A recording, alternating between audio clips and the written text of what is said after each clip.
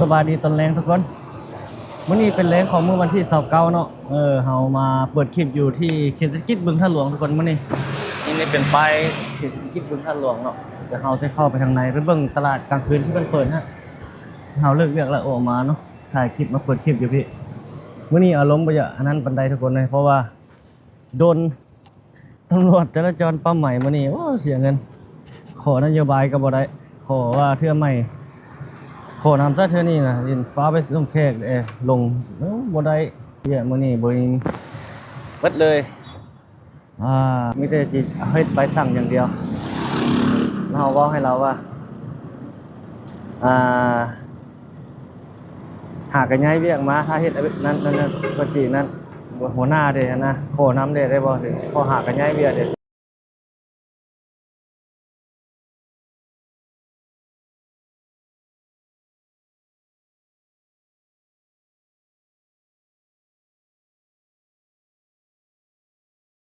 ไปมื้อนี้ไปอัปเดตเบิ่งมันบรรยากาศอยู่บึงท่าหลวงเพิ่นใหม่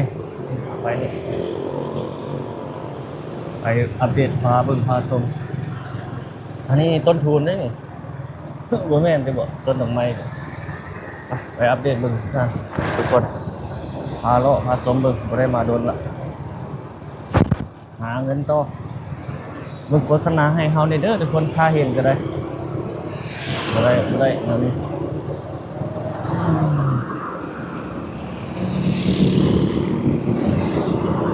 ถนนบึงท่าหลวงแล้วเฮามานี่อัปเดตเวียงจันทน์บ้านเฮาเมืองลาวบ้านเฮา2026ทุกคนเลยอัปเดตการสร้างสาพัฒนาอยู่บ้านเฮาให้ทุกท่านได้เบิ่งได้ชมเมืองลาวบ้านเฮาคนลาวคนมีน้ำใจเพื่อแผ่เนาะรอยยิ้มไมตรีมิตรภาพอันนี้เขตโรงแรมอ้อมโกดRCมีคนมาเศร้าอยู่แล้วเด้อทางนั้นนี่กำลังสร้างมีเข่นมีอย่างอยู่โอ้เฮามั่มมาแต่แถวนั้นเพิ่นจนมาฮอดพี่จะมืดแล้วเด้เนาะมาไปเบิ่งบ่อนหนองน้ำบ่อนเพิ่นเฮ็ดใหม่นะทุกคนเพิ่นมีการเปิดใหม่เฮ็ดเป็นแลนด์มาร์คแห่งใหม่เป็นคนขายเครื่องขายหยังโอ้นี่เจ้าหน้าที่จราจรเพิ่นมายืนยามอยู่แบบนี้เลยเนาะเป็นระเบียบรปภถึงเบื้องนั้นก็เป็นอันตึกอาคารคือกันอพาร์ตเมนต์โรงแรมสิไปทางนี้ได้บัดนี้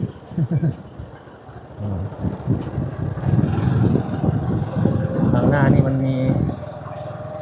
หนองน้ำมีอย่างนั่นแหละแล้วเพิ่นก็ได้ไปเฮ็ดนี่น่ะก็เฮ็ดอันนั้นใส่เป็นหยังเฮ็ดเป็นบ่อนแลนด์มาร์คบ่อนท่องเที่ยวเป็นอย่างประมาณนี้นะเป็นร้านอาหารเป็นอย่างให้คนไปซื้ออยู่ซื้อกินอย่างประมาณนี้นะแล้วก็มีดนตรีสดอย่างประมาณนี้ลิ้นทางนี้เพิ่นถมดินใหม่เนาะโอ้ทางนั้นตะวันกำลังสิตกดินทุกคนตะวันแดงๆดินแดงๆกำลังสิตกดินอันนี้เพิ่นถมดินใหม่โอ้รีบแล้วใกล้สิรีบแล้วตะวันบรรยากาศท้องฟ้ายามแรงอยู่เขตเศรษฐกิจบึงท่าหลวงข้างหลังเขาก็เป็นตึกอาคารที่เขาเบิ่งมาขึ้นเรื่อยๆตึกอาคารในเขตนี้ถ้าโครงการเพื่อสมบูรณ์นี่เมืองใหม่ของเมืองลาวเขาแหละอันนี้เบิ่งบรรยากาศไปเรื่อยๆอัปเดตเรื่อยๆให้ทุกท่านได้เบิ่งได้ชม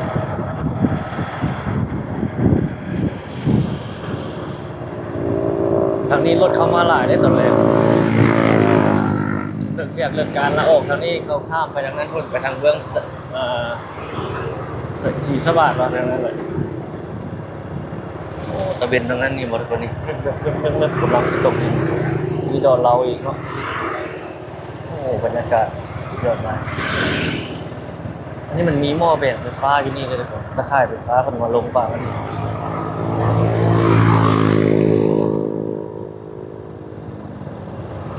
อยู่บนนี้มีดอกบัวเลยมองตรงนั้นน่ะมีหนองบัวดอกบัว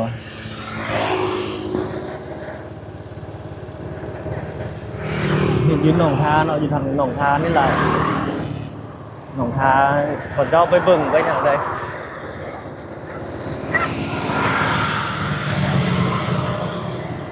ขี่เหงือเอาไปตอนนั้นบ่ได้ขี่เหงือ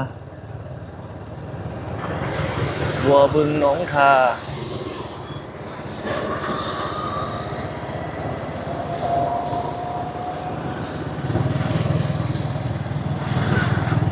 ถ้าเป็นตกดินแล้วเท่านั้นหมดละ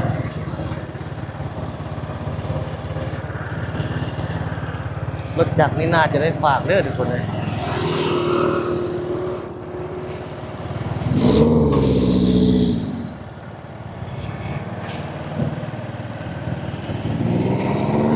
เดี๋ยวไปทางนั้นเดียว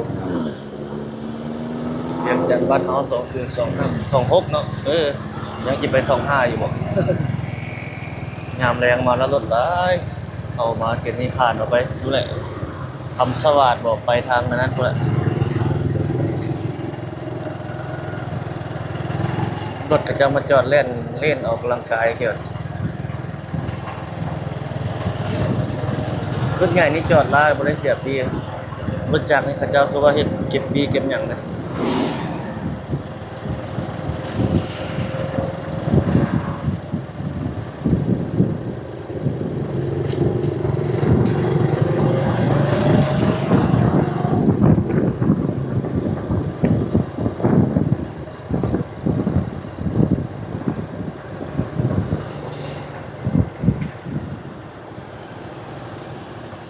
โอ้คนหลายเนาะยางแล่นนำบึงทะลวงนี่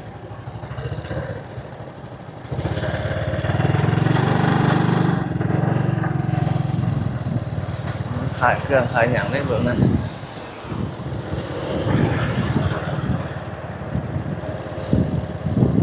โอ้คนมันย่างมาแล่นหลายอยู่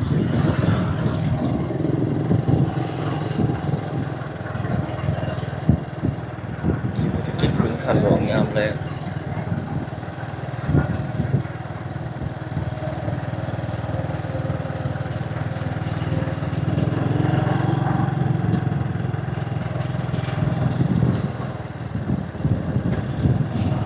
นี่รถจักรเขาเจ้าเฮ็ดบนจอดอยู่นี่เนาะรถจักร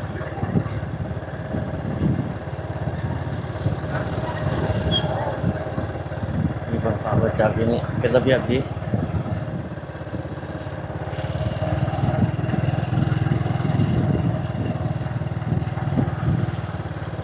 โอ้บอนเปิดกันยังได้บ่ยังได้ตัวนี้บอนเปิดก็น่าจะมีแล้วบ่เปิดครั้งหนึ่งแล้วบ่เบื้องนั้นเปิดแล้วที่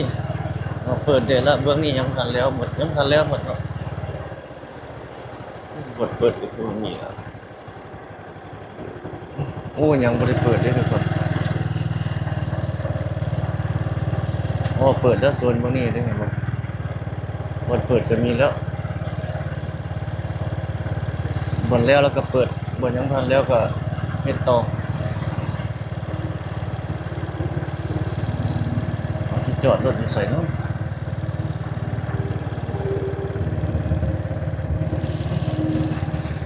จำแล้ว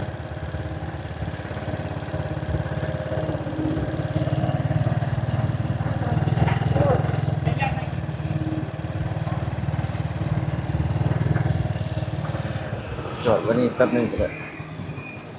โอ้คนหลายเบิ่ง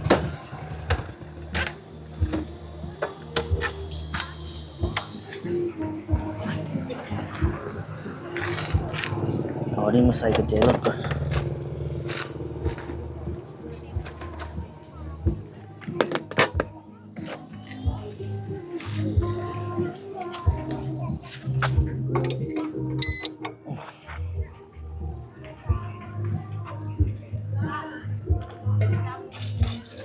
โอ้โซนพวกนี้เปิดแล้วเนาะย่างไปทางใดดีเข้าทางนั้นเกี่ยวมาเอาไปทางนั้นซะเนาะ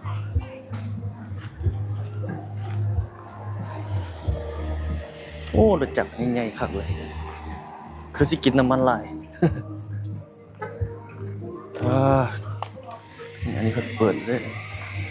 บนแล้วก็เปิดเนาะบนยังก็ยังเปิดรอเบิ่งอัปเดตบ้างบางคนบางท่านบ่ได้มา โอ้ท้องฟ้าเบิ่งนั่นนี่คนนี้บ่เป็นเส้นเป็นสีแบบนั้นถ้าเอาแสงนี่ขึ้นอีกได้บ่แจ้งเนาะ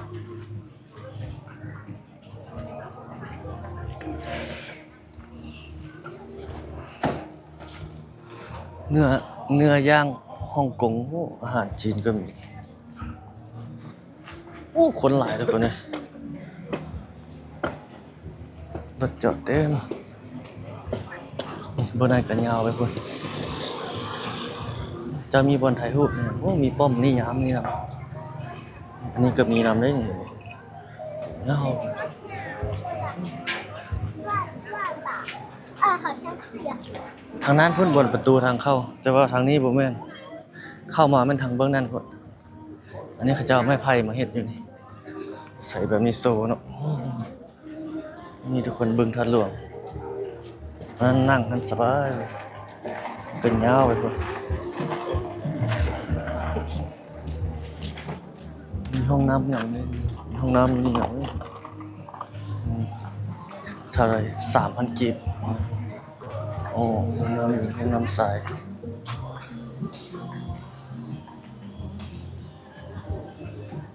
นี่เจ้าเห็นแบบนี้จังไงเขาเจ้าใต้ไฟมีบ่อนถ่ายรูปมีบ่อนเช็คอินเนาะส่วนเบื้องนี้ยังบ่ทันแล้วเด้อ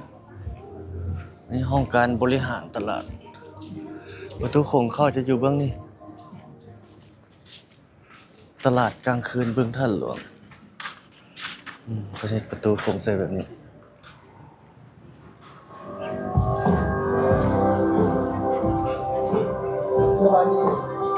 เปิดแล้วตลาดกลางคืนบึงท่าหลวงเนาะเป็นประมาณนี้แหละพาทุกท่านมารอเบิ่ง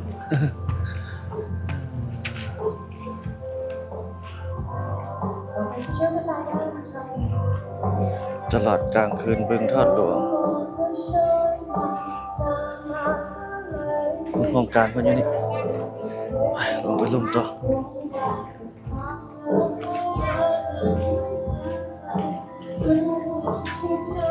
ทางที่ยังบ่แล้วทางนี้โอ้มันได้ไฟแล้วคือสิ่งอามนี่ยังยาวไปพุ่น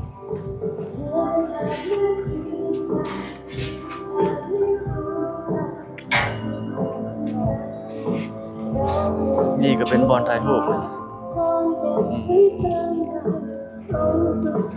อันนี้น้ำพุได้นี่แต่ว่ายังบ่แล้วเด้อ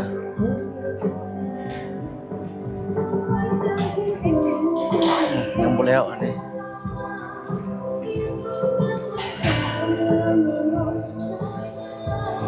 โอ้อันนี้ประเทศแบบนี้เนาะอันนี้มันยังเค้กว่ามันยังน่าจะไต่ไฟด้วยนี่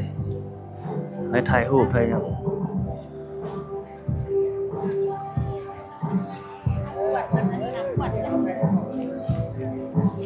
ทางนี้ก็ย่างปกติทางนี้ก็ได้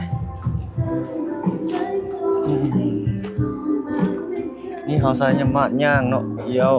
โอมเลยนี่โอมไปพ่นเกี่ยวโอมย่างโอมได้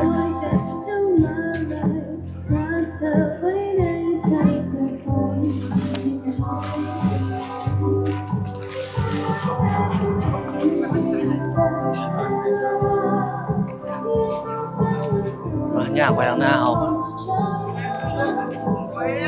โอ้นี่ใต้ไฟแล้ววันนี้จึ๊บหุ่มเลยทำไมโอ้ทางนั้นเห็นบ่ยนต์มีกันนั่นไปพุ่นเห็นบ่อ๋อนี่เห็นบ่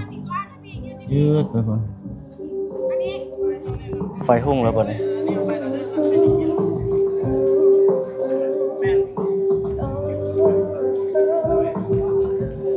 โอ้นี่ตัวนี้มันก็ใต้ไฟแล้วบ่นี่เห็นบ่ไฟหุ่งแล้ว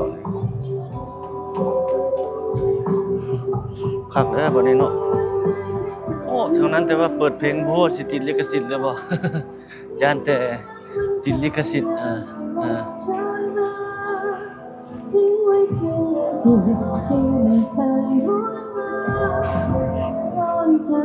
ย่างไปสดบ่นั้น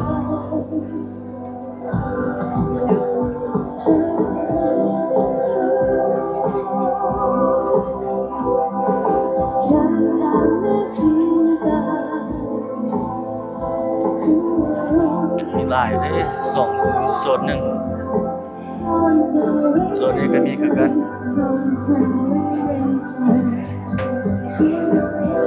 น้ำปั่น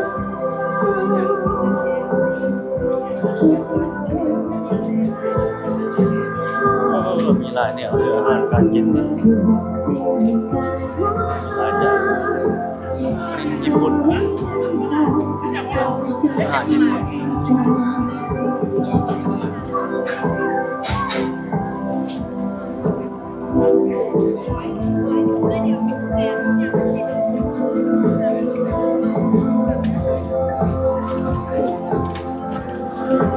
เห็นวิว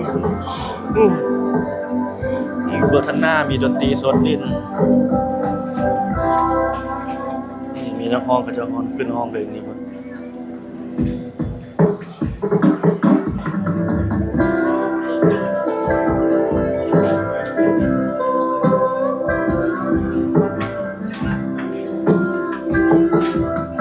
อาหารนี่มีหลายอย่างเยอะ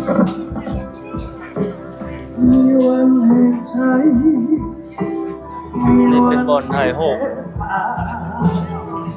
มีวันที่ไฟรู้ทุกมีวันสุขใจมีวันที่ร้องไห้มีวันคนกำลังมาเนาะหลายอยู่นี่5 เดือน 5มาแล้วมาเลยนี่หมูปิดปิดดินไก่ได้ป่ะอ๋ออันนึงเท่าไหร่อันนึงเท่าไหร่อันนึง35,000อ๋อขาไก่ป่ะ35,000ได้ตัวนั้นนำเนาะอ๋อ35,000 35,000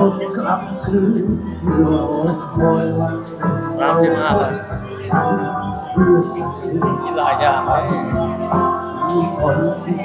นี่ข้าวเปียก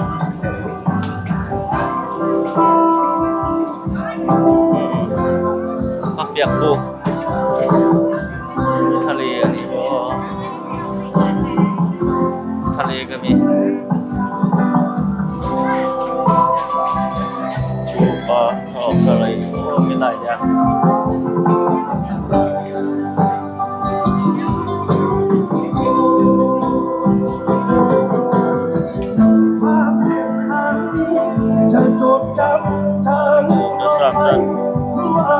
ก๋วยจั๊บวันนี้คนไหลเต็มเลย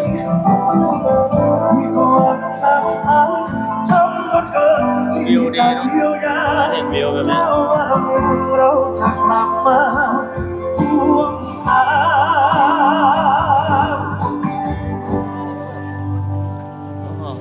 คนไหลไม่ต้นกันเลย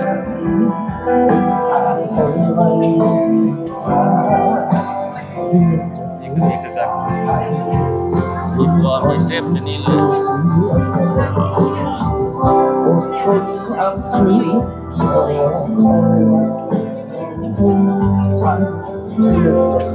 ยำจีนอาหารจีนอาหารลาวไปทีก็จะห้องเดียวสาเพื่อจะเดินฝ่าไปคอยคิดดูสิอดทนก็อับกลืนรอคอยวันเราคิดใช้เพื่อจะเดินฝ่าไปคอยคิดดูสิเราจะกลับมาทวงถาม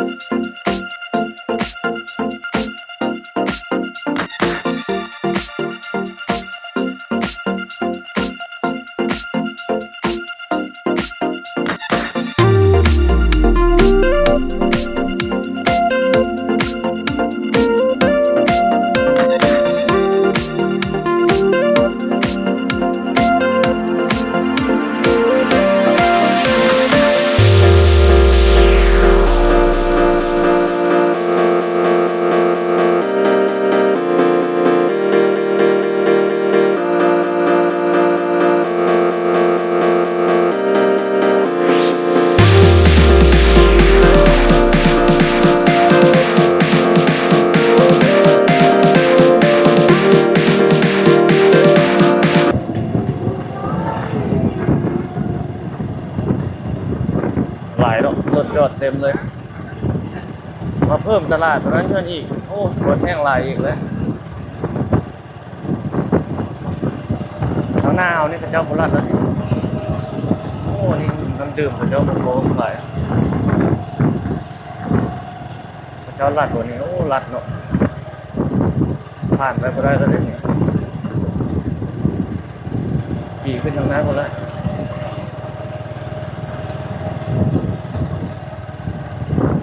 รถไม่ผ่านแล้วนี่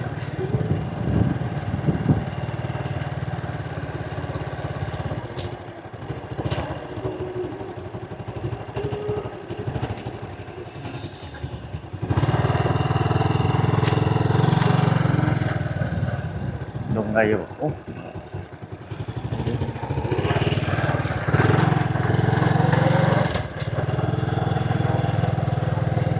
ตรงนี้ส่วนเด็กเล่นตรงนี้โอ้เย็นเลยเข้ามาแถวนี้นี่เขตเศรษฐกิจบึงท่าหลวง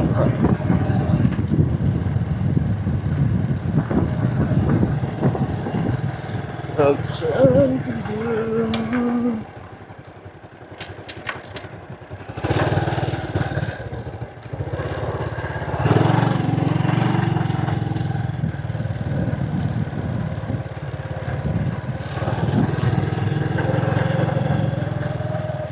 ขึ้นทางนี้ต่อไป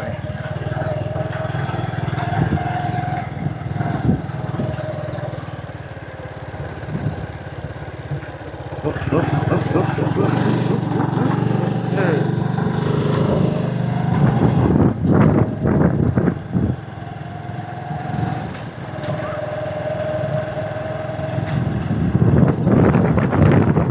เย็นทางนี้ก็ยังก็มีคนมาเล่นคือกันคนผู้หลายแถวนี้เพื่อนคนหลายเล่นออกกำลังกายเพื่อสุขภาพก็บ่ได้หลายเนาะถ้าเทียบใส่พลเมืองในเวียงจันทร์เฮานี่มาเล่นออกกำลังกายนี่ก็บ่ฮอด 10% สักได้บ่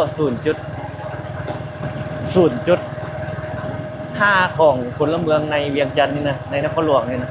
ยันบ่ได้ซ้ำนะเนาะก็ไกลเติบเลยจะกับเขตในเมืองออกมามีแต่ผู้คนอาศัยอยู่อ้อมแอมเขตนี้มาอยู่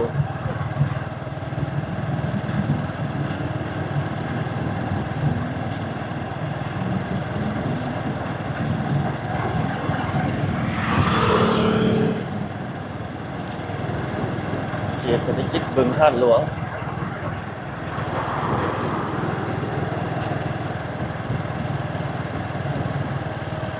ฉันคนเดิมโอ้มีคนมาเล่นอยู่เด้อส่วนเด็กน้อยเล่นนะ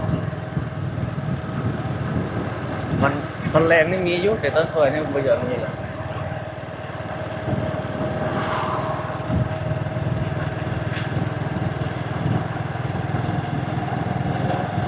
คนเดิม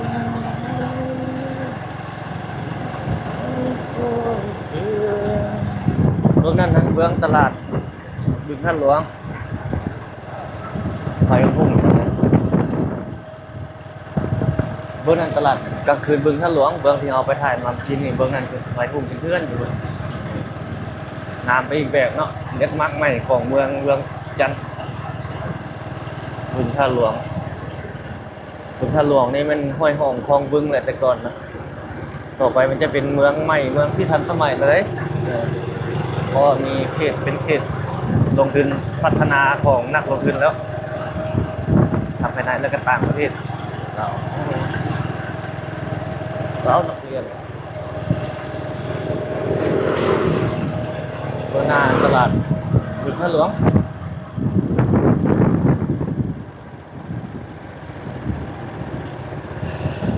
จะเข้านี่เลยมีตัวงานจะเป็นประมาณนั้นโอ้ไปได้อยู่เนี่ยมีคนลัดเลยห้ามผ่าน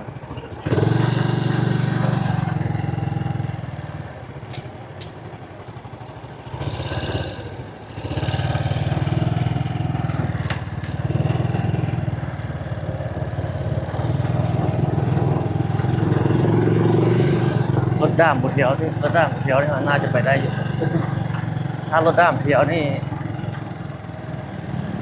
ที่ฝุ่นหลายนี่เพิ่นกำลังเฮ็ดอยู่ เขตพัฒนาของนักลงทุนนี่ทางนี่ก็ได้กำลังเฮ็ดกำลังสร้างอันนี้บางส่วนว่าเป็นอันนั้นเป็นอันทางหลวงอันของนั้นบ่แม่นอันนี้เพิ่นเฮ็ดเป็นสัมปทานสร้างอันนี้เป็นอีกเป็นบริษัทเป็นเขตของนักลงทุนแล้วนะว่าไปนะนี่คือทางหลังเข้ามาก็เป็นประตูโค้งเข้ามาแล้วทางหน้าก็เป็นประตูโค้งเข้ามาแล้วอันนี้เป็นเขตลงทุนการพัฒนาของพระเจ้าแล้วเนาะเป็นเขตสัมปทานแล้วว่าไปแล้ว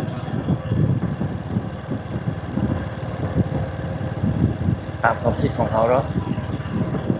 ว่าท่านใดฮู้แนวใดก็นั่นได้อันนี้เขาเบิ่งในแง่ของเราความคิดของเราเป็นแบบนั้นเนาะแต่มันก็ยังเป็นดินเขาคือเก่าแหละดินของคนลาวเขาทุกคนนั่นแหละแต่มันเป็นเขตเขตสร้างของเพิ่นเขตลงทุนของเพิ่น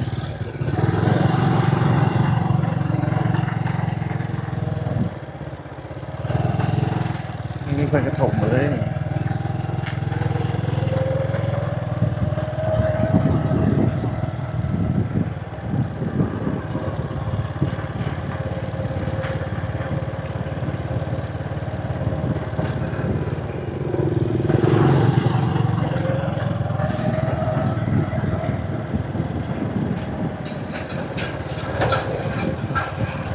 โอ้ฝุดหลายแล้วเด้อบ่ตามทันนึงบ่เท่าขี้ฝุ่นมีแต่เขตเพิ่นเฮ็ดเพิ่นสร้างแต่เพิ่นบ่ให้เข้ามาอย่างบางคนยังเข้ามาเฮาเข้ามาเลยฝุ่นหลาย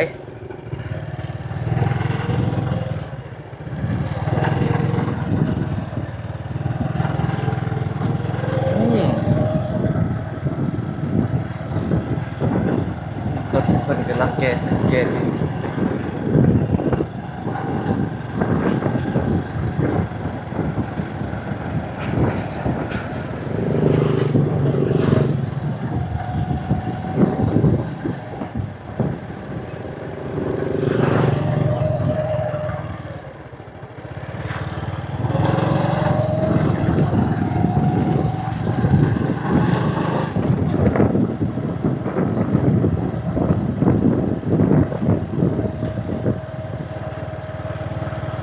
พัฒนาเขตลงทุนตรงนั้นสนามกอล์ฟกับตึกที่ของนั้นที่สูงๆนะตึกแฟดนะ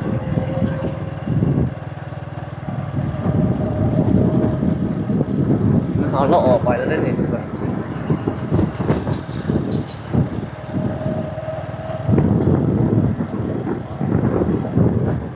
พาผ่านเข้ามาเบิ่งอัปเดตเบิ่งเนาะ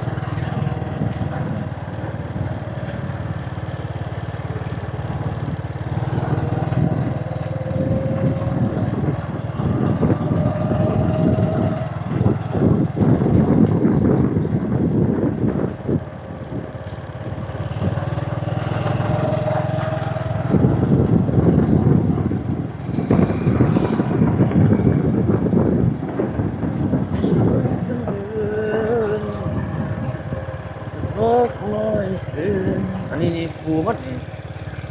มันทั้งลุ่มนี่บ่ได้ยางนี่บ่ได้นะต้องเฮ็ดคอนกรีตจึงได้นะยางมันยังลบอยู่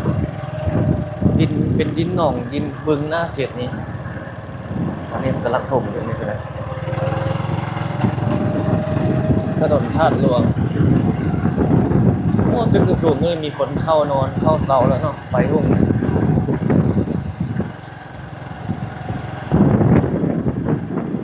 เขตเศรษฐกิจบึงท่าหลวงล่าสุดทุกคนวันที่29เนาะเดือน1โอ้นี่เพิ่นเปิดน้ำพุเท่านั้น29เดือน1 2026ทุกคนอัปเดตให้บรรดาท่านได้เบิ่งได้ชมเผื่อบางคนบางท่านบ่ได้มาเนาะดูคลิปของเฮาเพิ่นเฮ็ดไปฮอดไสแล้วอยู่นี่รับชมจากต่างบ้านต่างเมืองต่างแขวงต่างประเทศก็ว่ากันไป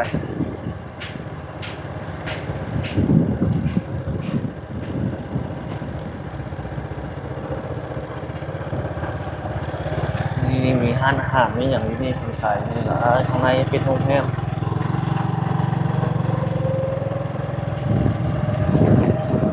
เราออกไปแล้วทุกคน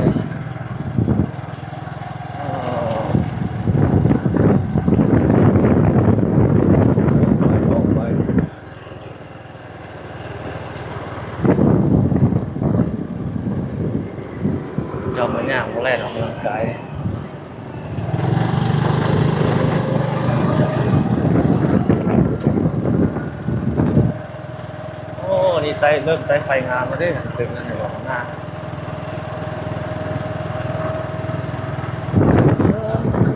โอ้ตึกห้องการพวกนี้เสาไฟงามเลยจีนกว่านี้ไฟ LED ภูเขาภูผาภูเขาพนักงานเขาเจ้ายืนอยู่เลย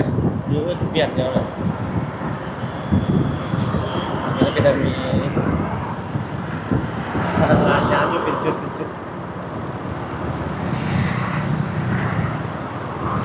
ฉันคนเดิมเห็นประตูแบบนี้อีกยืนข้างหลังเพื่อนกัน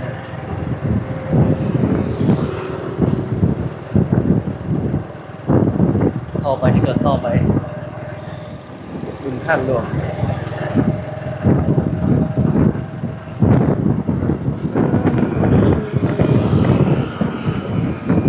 พาเบิ่งถนนกำแพงเมืองนี่เนาะทุกคนแรงวันนี้จะเป็นยังไง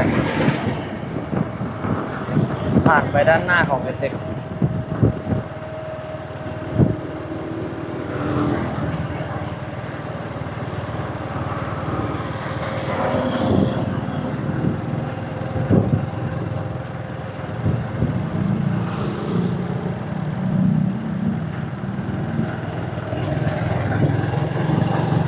เข้าสู่ถนนกำแพงเมืองเลย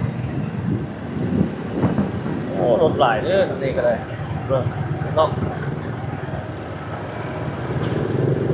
เพราะว่าไปเส้นใดสายใดก็หลายรถนี่ทุกคนเอ๊ะ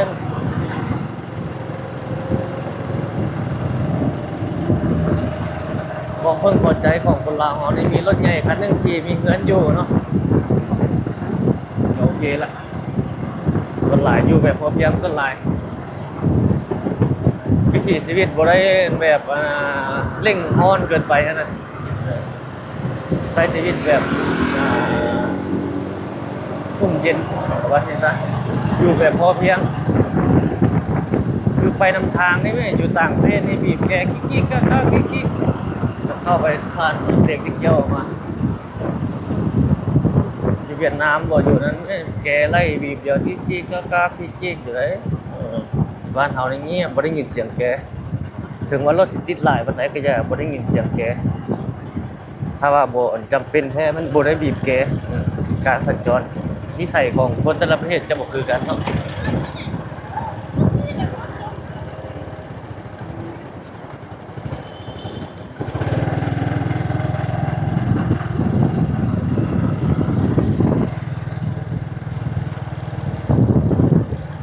ไอ้ติ๊กนี่เนาะเข้ามาเนี่ยติ๊กเกี่ยวทางหน้านี่ออกตัวนั้นเป็นบิ๊กซีซุปเปอร์บิ๊กซีใหญ่แล้วก็มีสาขาน้อยโอ้หลายสาขาน้อยในย่อยทั่วนครหลวงแล้วก็ต่างแปลงไอ้เด็กนี่โดนถึงมีงานเอาออกมาทำเบอร์นั้นเมื่อกี้โอ้เบอร์นั้นกับเจ้าเกียมสิลงตลาดอื่นแล้วเบอร์นั้นตลาดผักตลาดนั้นตลาดเช้าไอ้เด็กเขาบ่เคยมาถ่ายจักเทื่อ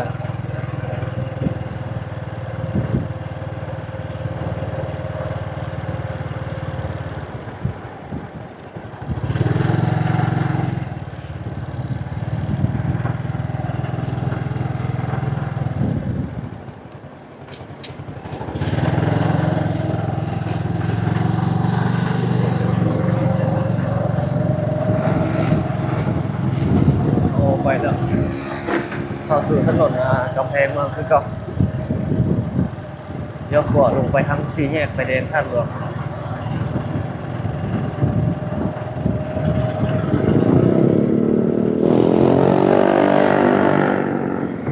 โอ้รถทัวร์นี่หลายเลยมันจอดอยู่นี่ใกล้มีโรงแรมในมีโรงแรมเลยแขกทัวร์จีนเจ้ากำนอนมาพักมาเช้าโรงแรมจีนเลยเป็นส่วนใหญ่กินอาหารคือกัน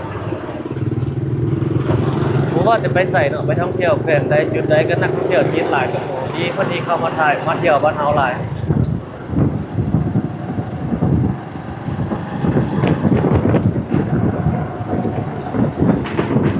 โอ้นี่ยัง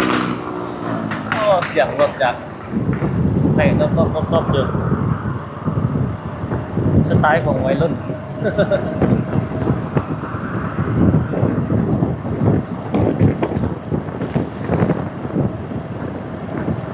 ฉันคนเดิม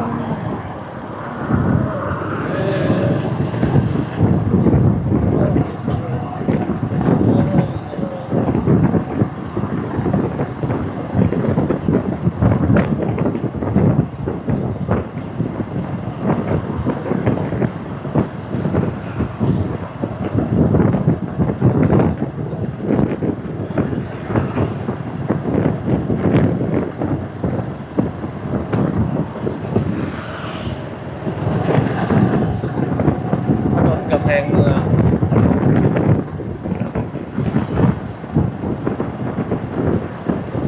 โอ้นะเขาเจ้าใส่ถุงไหมอ่ะเขาเจ้าจัดงานเหรอเฮียนเหรอไปทุ่งเขาไปไหนว่าเป็นไหนเพราะว่าเป็นบริษัท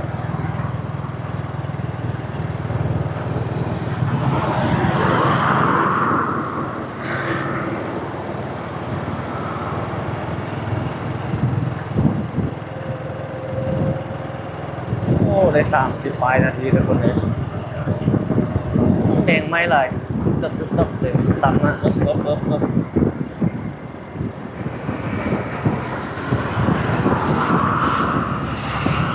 กลางคืนนี่มันไม่เลย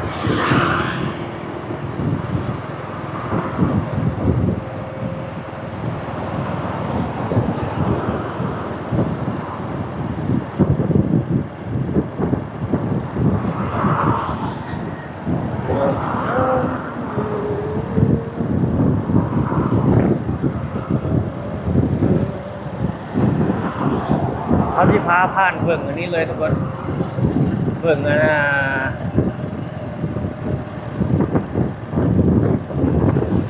ท่าหลวงนะเพิ่นมีงานนั่นน่ะพระไตรปิฎกเนาะเพิ่นยังมีการสวดการไหว้กันนั่นอยู่เลยผมเฮาสิขี่รถเข้าไปผ่านทางใดได้แบบผ่านอัปเดตไว้ให้ทุกท่านได้เห็นได้ชมมันเลย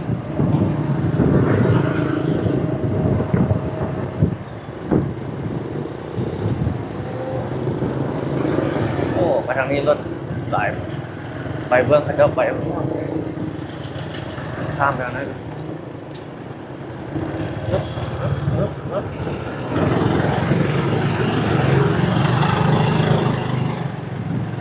โอ้ยัง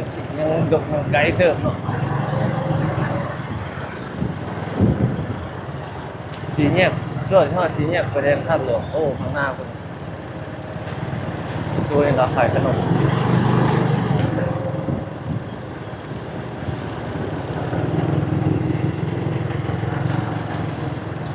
สีเงียบไปแดงท่าหลวงเลี้ยวขวาไปทางตลาดหัวขวาทอดออกวังศอกวังซ้ายไปทางซ้ำเกาะซ้ำเจ๊ก็ได้หรือไปทางโน้นบอกโน้นไหวไปทางดงโคศกก็สี่มันวะ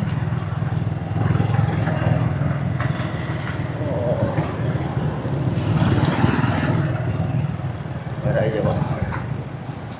โอ้ทางหน้าก็เจ้านั่นสิเจ้าเทหน้าบ้านใหม่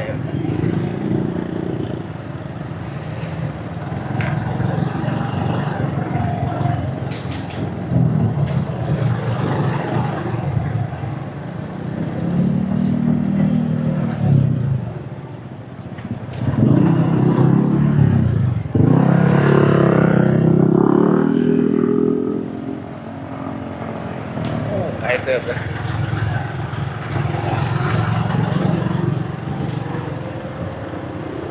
เขียววันนี้เขาจะได้ไปอยู่บ่เดินหน้าจะได้ไปอยู่เลยเนาะ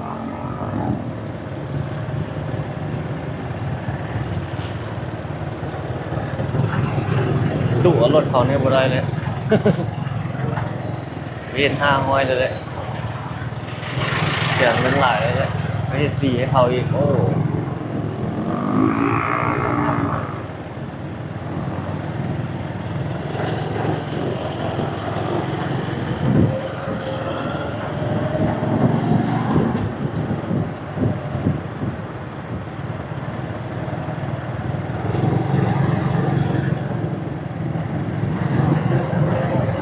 เขาเพียวทำหน้า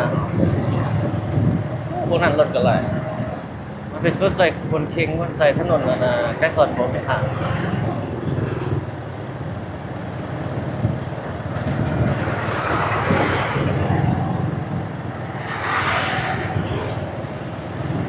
พวกมันติดยาวไว้เอาที่ข้ามเข้าไปได้อยู่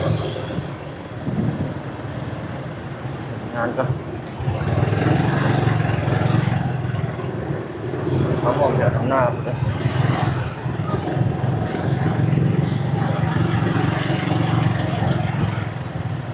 มันรถตู้ดำๆเข้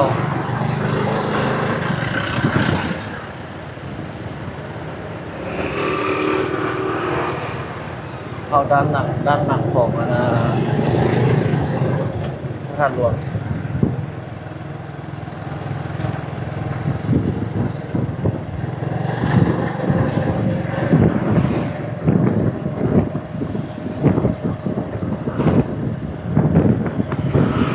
ทำหน้าก็คือพระธาตุหลวงแล้วนี่เราเข้ามาด้านหลังเนาะ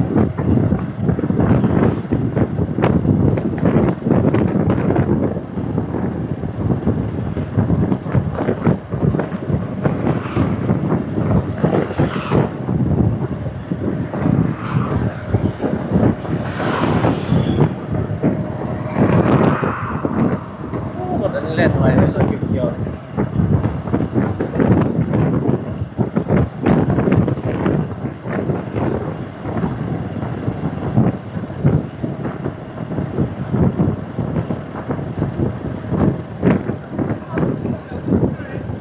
เข้าด้านหลังได้อยู่บอก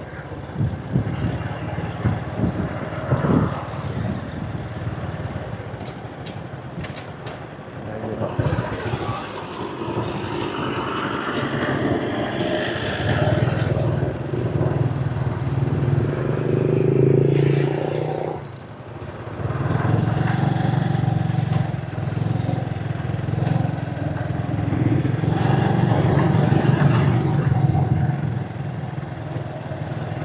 ด้านหลังของพระธาตุหลวง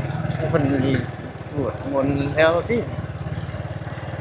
คนเพิ่นออกมาในนุ่งสุดขาว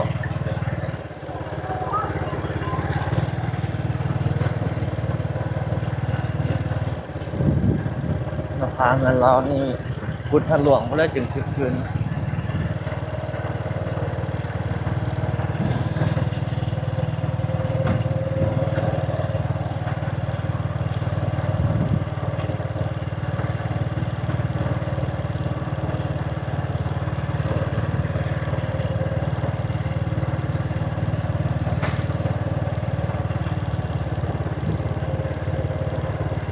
เพิ่นใช้ไฟทางน้ำ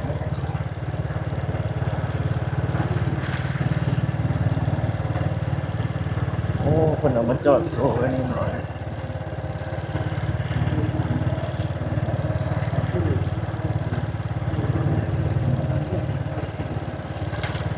นี่นะเพิ่นแห่เพิ่นเอามาป่าไว้นี่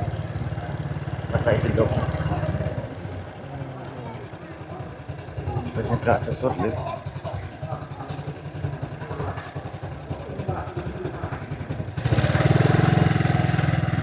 อันเจกเพิ่นแห่เหมือนกัน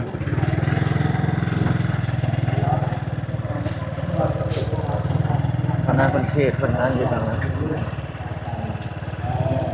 ข้างในเพิ่นก็เข้าบาให้มวลชนเข้าไปกราบไหว้พระสาใส่เป็นยกเหล่า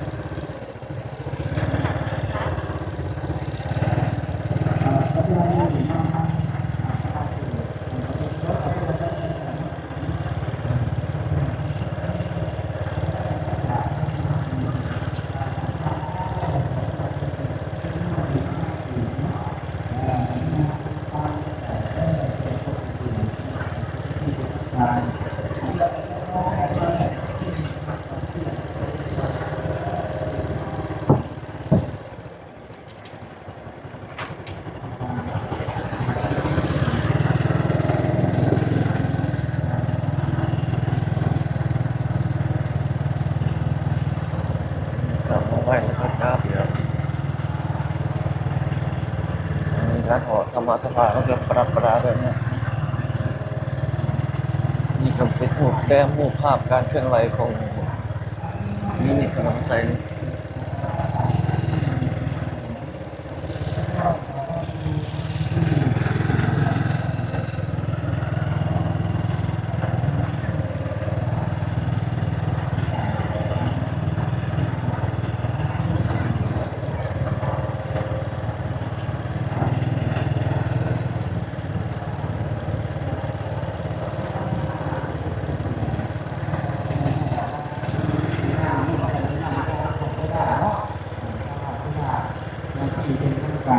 แต่ที่ว่าเรื่องกันไปนั่งสนทนากันไปนั่ง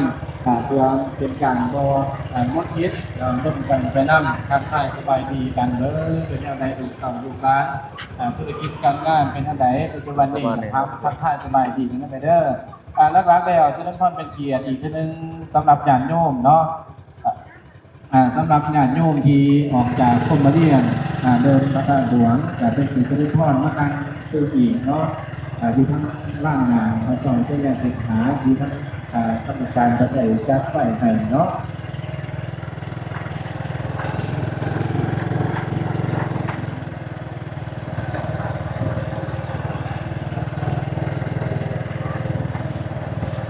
การนั่งการที่ไหนเนาะ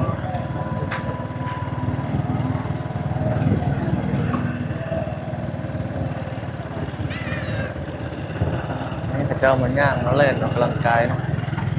ยามแรงมาละหลายเดินทางหลวงนี่ก็ได้งงแบบนี้นะ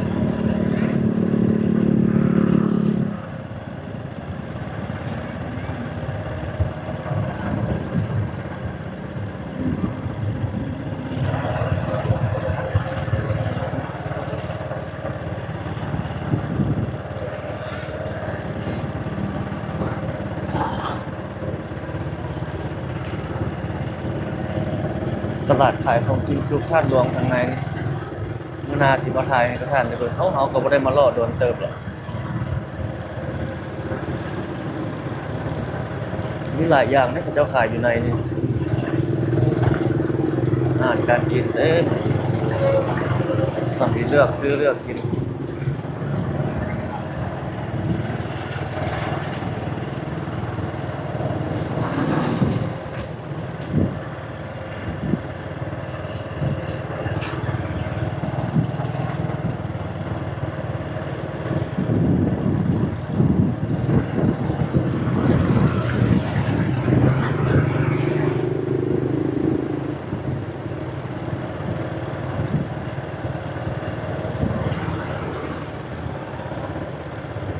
เวียงจันทน์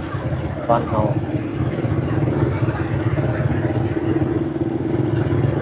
เที่ยวไปทางนี้เข้าสู่ถนนหนองบอน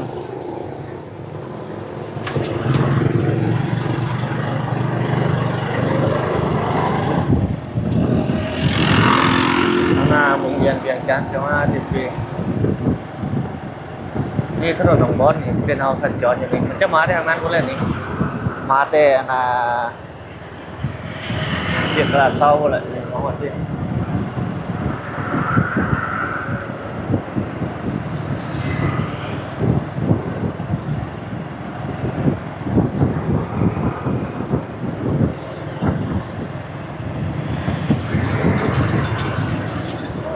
รถ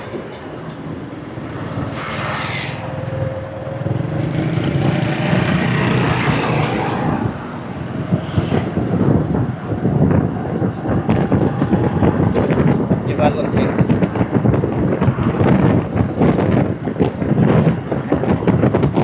เขาจะเกี่ยวไปปิดคลิปอยู่ถนนอาเซียนเขตธนาคาร ICBC นะ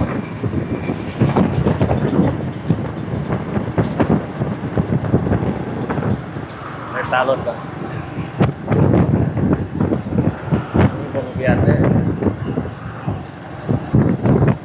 วงเวียนโอ้วันนี้มันบริใต้ไฟเนาะ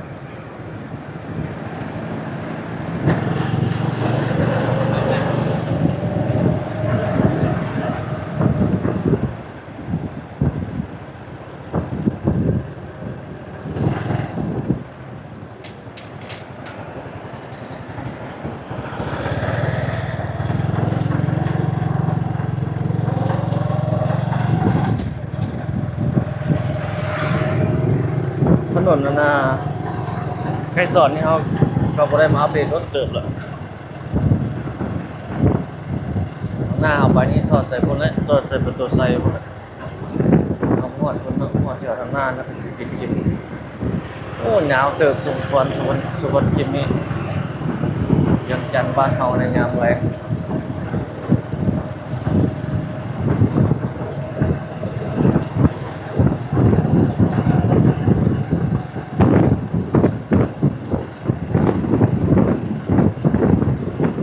ยังบ่แล้วง่ายเนาะรถเมล์ระยะที่มันปรับปรุงแปลงนี่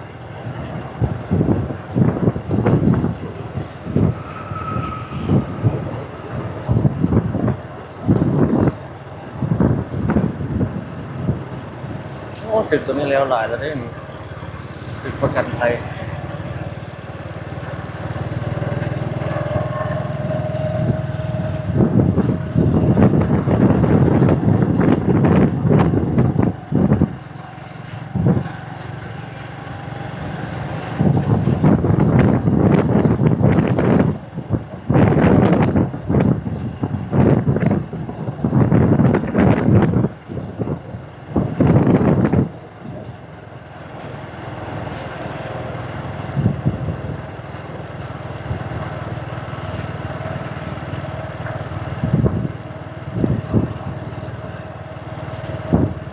เดี๋ยวนี่ทุกคนว่าจะ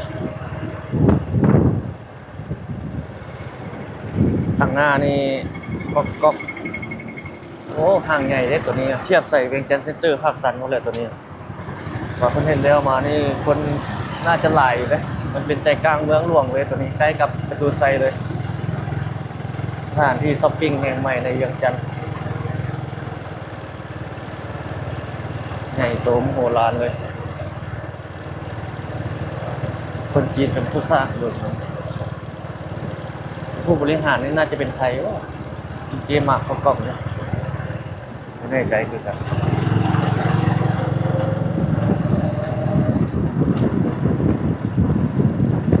โรงแรมคนจีนอันนี้โอ้ใจไฟมันเป็นเพื่อนเลยเนาะนี่เราเข้าสู่ถนนอาเซียนแล้วได้บัดนี้ ขอบใจทุกท่านที่เข้ารับชมคลิปของเราเนาะเอาไว้พบกันใหม่ในคลิปวิดีโอถัดไปทุกคนสำหรับคลิปนี้ขอจบไว้เพียงเท่านี้เนาะสบายดี